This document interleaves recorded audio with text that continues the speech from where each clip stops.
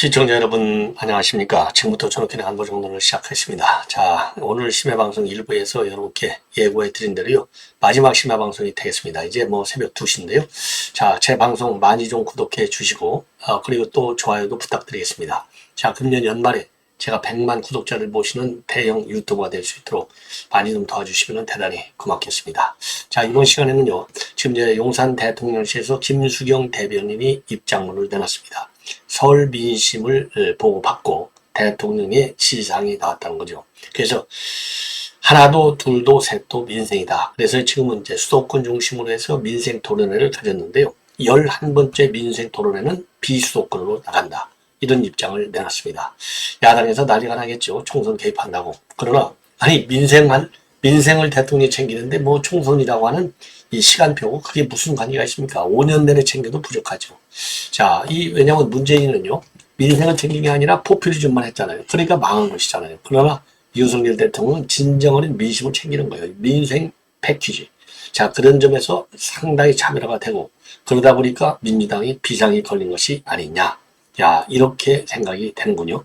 자, 그래서 이 내용을 자세하게 말씀을 드리도록 하겠고요. 지금 넷플릭스에서 지금 이제 이 새로운 이제 드라마가 하나 나왔는데, 이게 이제 딱 주연 배우가 완전히 이재명하고 똑같아요. 그러다 보니까 지금 난리가 났고, 반발이 심해지고 있습니다. 자, 그래서 이제 넷플릭스 측에서 공식적으로 입장을 내놨습니다. 전혀 사실이 아니라는 것이죠. 자, 그 다음에는요, 지금 이제 민주당 내 공천과 관련해서 친문과 친명 사이에 대전이 벌어지고 있어요. 이거와 관련해서 지금 이제 이 홍익표 원내대표 반기를 들었습니다. 자, 원내대표 하면 바로 이제 그 대표 바로 밑에 2인자잖아요. 자, 홍익표 원내대표가 오늘 공식적으로, 날짜상으로는 어제가 되겠죠. 공식적인 석상에서 그 공식적으로 말이죠. 그 이명백 위원장에 의한 이 문재인 정권의 책임론자들 출마하지 마. 요 얘기를 반박하고 나섰습니다. 자, 그러면 이게요, 12일 날 얘기했거든요. 이 얘기가 12일 날 나온 걸 보면은 이재명이가 9일 날 버려요. 지금 소명이라고 하는 것은 단일 대우로 윤석열 정부와 싸우는 것이다. 이 소명을 외면하지 말라. 소명을 외면하면 이게 죄악이다. 그래서 이 친명 비명 싸워서는 안 된다라는 입장을 냈는데, 자, 이 3일 날, 그러니까 9일 날 기자간담회에서도 비슷한 얘기를 했고요. 12일 날 라디오에 나와서도 또 같은 얘기를 한 거예요. 이거를 보면은 이재명이가 이번에는 립서비스가 아니고 진짜구나. 그만큼 지금 위기에 사로잡혀 있는 반증이 아닌가 이런 생각이 들고요. 자, 오늘 봉화마을도 가고 그리고 이 문재인도 만났습니다. 문재인한테 새로운 당을 창당했다. 신고식을 가졌어요. 자, 그래서 요 신고식을 갖고 승인을 받은 거나 마찬가지죠. 그래서 요 내용도 자세하게 이렇게 이제 하나씩 설명을 좀 드리도록 하겠습니다. 자, 그러면은요, 여러분들 이제, 이거 정말 문재인이, 조국 이재명이, 이런 인간들이 말이죠. 이 대한민국을 지금 완전히 망가뜨리려고 아주 작심한 것이 아닌가, 이런 생각이 드는데요. 자, 그러면 이제 우선 하나씩 윤석열 대통령의 입장문부터 여러분께 말씀을 드리도록 하겠는데요. 사실상이 이제 심야 입장문이나 마찬가지인데, 서울 민심을 오늘 보고를 받았다고 합니다. 윤 대통령이 보고를 받고 나서요, 이 강력한 지시 중에 하나가 이 지방 시대를 주제한 민생 토론을 갖다가 이제 바로 시행한다. 자, 그래서 윤 대통령이 딱 직접 한 워딩을 그대로 인용해드리면은 결국은 민생이다. 앞으로 민생 중심의 구청 운영에 더 힘써야 되겠다. 이렇게 대통령이 지시했다라고 하는 것을 김수경 대변인이 공식 발표했습니다. 그러면서요, 설 연휴 이후에도 문제를 해결하는 행동하는 정부로서 오로지 민생이라는 각오로 영남과 충청과 같이 지방을 돌면서 국민 목소리를 경청할 계획이다. 이렇게 입장을 밝혔어요. 자, 지금까지요, 지금 윤 대통령은 11번, 지금 이제 10번 민생 토론을 가졌어요.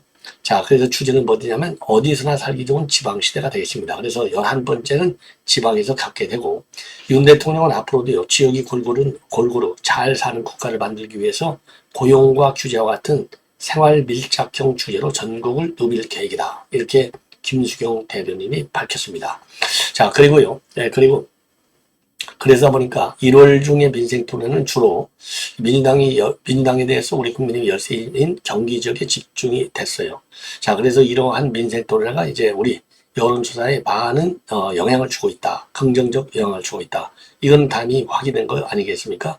그래서 2월부터는요, 전국으로 확대할 예정으로 있는데, 수도권에서 주로 민생토론을 지속하는 것은 비수도권에서도 진행하다 보니까 비수도권에서도 국민들의 의견을 경청할 필요가 있지 않냐라는 의견이 많이 있고, 여기에 대해서 대통령실에서도 공감하고 있다. 그래서 민생토론이라고 하는 것은 당초에는 수도권 비수도권을 가려서 수도권에 집중한다는 건 아니었다.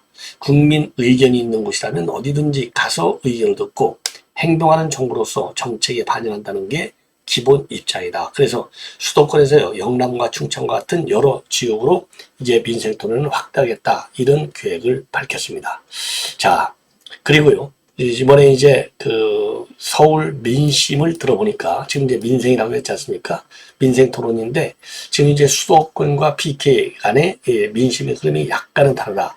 특히 김건희 여사 이 백 문제를 두고 수도권에서는 좀 더 직접적으로 좀 사과했으면 낫지 않겠느냐 이런 의견이 있는 반면에 지금 영남 지역에서는요, 아니 대통령이 그 정도 있으면 된 건 아니냐, 뭘 더 하겠다, 뭘 더 해야 되느냐, 자꾸 이런 거에 흔들리면 안 된다, 충분히 할 만큼 했다, 이러한 분위기라고 하고요.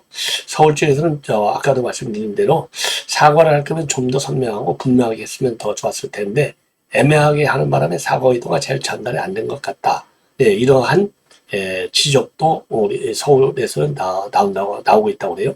자, 그래서 전반적으로, 그리고 이제 이 야당과 관련해서는요, 야당이 정권을 뺏기고 나서도 아직도 제대로 정신 못 차리고 있다. 왜 여권만 이렇게 비판으로 일변도를 하느냐, 비판 일변도의 입장을 가지고 있느냐. 그래서 야당에 대한 비판의 이 목소리가 오히려 김건희 여사와 관련된 이런 의혹의 비판보다는 훨씬 더 세다. 이것이 설 이후에 설 때 나온 이제 민심의 큰 흐름이다. 이렇게 이제 압축을 할 수 있을 것 같습니다. 자, 이번에는요, 이재명과 관련해서 지금 나오는 얘기인데요. 여러분들 저도 여러분들께 이제 보도해드렸고, 여러분들께서도 이제 충분히 짐작하고도 남을 거예요. 자, 넷플릭스의 그 영화, 근데 살인자 제로 난감이죠. 이응 난감. 요것이 지금 많은 파장을 야기하고 있어요. 왜냐? 이 주인공의 그야말로 외향은 물론이거니와, 그리고 이제 내면적인 이 세계도, 이 드라마에서 나오는 거 보면은 이게 딱 이재명의 복사판이거든요. 그러다 보니까 지금 그러자도 이재명이 지지율이 떨어져서 지금 난리가 났는데, 이재명 측에서 야권에서 지금 대대적인 이 반란이 나오고 있는 겁니다. 그러다 보니까 넷플릭스의 경우는 특정 인물을 염두에 둔 것이 절대 아니다. 딱 잡아서 딱 부인하고 있어요. 당연하죠. 자, 이제 넷플릭스에 나온 이제 주인공들이 되겠는데요. 자, 요분들이 이제 여러분들 영화 좋아하시는 분은 다 알겠죠. 그래서 요분들인데 살인자 난감, 여기 제작 발표에서 나왔던 넷플릭스인데요. 넷플릭스 이제 주인공들인데, 여기 맨 왼쪽이 이희준, 중간이 최우식, 세 번째가 손석구, 요 주인공들이 되겠습니다. 자, 그리고요, 또 이제 자료화면 몇 개만 좀 더 보여드리면, 자, 요게 이제 그 영화, 그러니까 이제 살인자 제로 난감, 살인자 난감, 요거 이제 보이시죠? 요 정도까지만 제가 여러분께 이제 한번 선을 보여드리도록 하겠습니다. 자, 그래서 요거와 관련해서는요, 이게 이제 여러분들 이 주인공이 누구냐면 이제 그 형성국 회장이 주인공이에요. 이 대기업 회장인데, 이 형정국 회장인데요. 요 사람이 이제 백발의 머리카락을 뒤로 벗어 넘기고, 자, 한번 그래도 여러분께 한번 보여드리면 그야말로 이제 백문이 불여일견이니까 한번 보여드리도록 하겠습니다. 자, 그래서 이게 생경을 보면요, 정말 이재명과 똑같아요. 이렇게까지 똑같을 수가 없어요. 자, 이거 보십시오. 제가 이거를 쫙 키워보겠습니다. 이게 머리 뒤로 이제 올백 갖고 넘긴 거, 또 이 회색이 있는 거, 또 이 뿔테 안경 쓴 거, 이게 말이죠. 완전히 이재명이 완전히 복사판이 아니냐. 그러다 보니까 더 난리가 난 겁니다. 딱 닮았다 이거죠. 형정국 회장인데 이 백발의 머리카락을 뒤로 벗어넘기고 빗어넘기고 또 검은 대안경을 쓴 모습 거의 비슷해요. 자, 그런데 이 사람이 말이죠. 구치소에서 초밥을 먹었다는 겁니다. 초밥? 이거 김혜경이 법과 초밥 딱 생각나잖아요. 죄수번호가 4421번이에요. 이게 이제 이 대장동 개발 수익이 4421억 원. 이게 딱 맞다는 겁니다. 그래서 지금 이제 이재명 측에서 난리가 났는데, 그러다 보니까 지금 넷플릭스에서 이 공식 입장을 밝혔는데 전혀 사실이 아니다. 예, 전혀 사실이 아니다. 예, 그래서 이거를 갖다가 이제 강력하게 지금 부인하는 입장문을 내놨습니다. 자, 그래서 이 넷플릭스의 이 설명문을 보면은요, 인터넷에 떠도는 관련 내용을 접했는데 해당 내용은 전혀 사실무근이다. 그리고 작품에 등장하는 성정국 회장의 죄수번호도 의미 있는 숫자가 전혀 아니다. 그리고 특정 인물과는 전혀 상관이 없다. 그럼에도 불구하고 누리꾼들의 의심은 사그라들지 않고 있고요. 일부 시청자들은요, 초밥을 먹는 장면이나 죄수번호, 요거는 원작에 없던 내용이 아니냐. 자, 그래서 넷플릭스 입장을 이해할 수 없다. 특히 아역도 똑 닮은 배우들로 섭외할 만큼 디테일이 높은 작품에서 외적 스타일이라든가 죄수번호, 초밥 이런 특정 인물을 연상시킬 만한 요소가 이어지는데 아무 의미가 없었다는 게 도대체 말이나 되냐. 원작부터 팬인데 사실이 아니라고 해도 껄끄러운 감정이 없을 수 없다. 원작이 없는 내용으로 논란이 되면 이건 원작 모독이 아닌가. 이런 의견에 대면서 비판적이라고 합니다. 자, 이런 비판과는 또 달리 일각에서는 이건 표현의 자유야. 무슨 소리 하고 있어? 더 이상 넷플릭스 욕하지 마. 이런 반론도 만만치가 않다고 합니다. 자, 그래서요, 이 넷플릭스가요, TV 시리즈 글로벌 4위를 차지하고 있다고 합니다. 자, 어마어마한 인기를 겉받고 있는 것이죠. 자, 이 정도 이제 요거는 이제 말씀을 드리고, 그 다음에요, 지금 민주당에서 친명 친문 간에 지금 이제 이 대혈투가 벌어지고 있어요. 이 혈투의 가장 큰 진앙지는 어디냐면 성동갑입니다. 그래서 임종석이가 지금 나오느냐 마느냐, 그리고 전략 공천을 하느냐, 아예 제껴버리느냐, 아니면 경선으로 끌고 가느냐. 요것을 보면요, 지금 이재명이가 한 얘기, 지금 이제 더 이상 소명을 버리지 말아라. 예, 그래서 친명 싸우지 말라. 이건 죄악이다. 이런 얘기가 진실된 것인지 아닌지를 알 수 있는 가늠자가 된다. 그래서 만약에 임종석이가 만약에 이제 공천을 못 받는다, 그러면은 내부 갈등은 더 폭발할 것이다. 네, 충돌이 훨씬 더 커질 것이다. 이런 전망들이 나오고 있습니다. 자, 그런데 이제 또 왜 그러냐? 지금 이제 이재명이가 지난 9일날 이 개파 가르지 말라, 단결만이 답이다, 이렇게 얘기했잖아요. 그리고 이제 이어서 그날 이 홍익표 원내대표가 기자간담회에서도요, 불필요한 당내 갈등이나 서로에게 상처를 주는 얘기는 바람직하지 않다. 공정하고 투명한 공천 심사 과정이 필요하다. 이렇게 얘기를 했거든요. 이 사람은 그러면 이제 공천관리위원장이 따로 있는데 원내대표가 그렇게 지금 비판하고 나선 거예요. 그러다 보니까 지금 긴장감이 굉장히 커지고 있다. 이렇게 보여집니다. 예. 자, 이거는 이제 이 보면 말이죠. 그래서 이제 홍익표가 뭐라고 얘기했느냐. MBC 라디오에 나와서 한 거예요. 문재인 정부 책임론에 대해서 이건 과학적이지도 않고 지나치게 주관적인 것이다. 그 책임으로 인해서 공천 과정에서 배제하는 방식, 이거 동의하기 어렵다. 그거야말로 당 상황을 모르는 분들이 그렇게 얘기를 하는데 더 큰 혼란이 있을 수 있기 때문에 그런 방식으로 전개되는 것은 동의할 수 없고 그렇게 가면 안 된다. 그리고 공천관리위원장에게도 말씀을 드리겠다. 이렇게까지 나온 겁니다. 근데 이제 홍익표 원내대표의 경우에는요, 이제 원내대표답게 친명 친문계 사이에서 중간자 역할을 해 오고 있다고 합니다. 자, 그래서 이제 공천관리위원장도 이미 그 문재인 정권에서 정권을 뺏긴 이 책임은 있는 사람들은 이제 출마하지 말라라고까지 했는데 지금 홍익표가 여기에 반기를 든 거예요. 자, 그래서 요게 과연 그러면은 뭐 이 홍익표 혼자 얘기겠습니까? 전부 친명들 지도부하고 그 다음에는 이 이재명의 다 인도수를 받은 것이 아니겠나, 이렇게 생각이 듭니다. 자, 그래서 이제 임종석이의 지금 이제 이 공천 여부가 곧 이번 주에 이제 결론이 날 텐데요. 요걸 보면 이재명이가 이제 정말로 진실로 지금 단일대우로 가는 이 주장을 한 건지 이제 알게 될 것 같고, 지금 이 홍익표까지 나서서 이렇게 한 것은 이재명에 이어서요. 우선 최근에 지지율이 쭉쭉쭉쭉 빠지고 있잖아요. 지지율이 빠지고 있고, 더군다나 제3당이 이제 통합 신당으로 하나로 이제 딱 결성이 돼버리지 않습니까? 그러니까 지지율이 빠지고 있는데 3당까지 나오고 이러니까 이제 민주당이 고립무원의 위기에 처한 이런 상황이다. 그러다 보니까 지금 불 끄기에 바쁜 것이 아니냐 이렇게 생각이 듭니다. 예, 자, 이 정도로 해서 이제 이 본 내용은 이제 마치고요. 자, 이번에는 말이죠. 이번에는 이 조국과 그 문재인 관계를 여러분께 말씀을 드리겠습니다.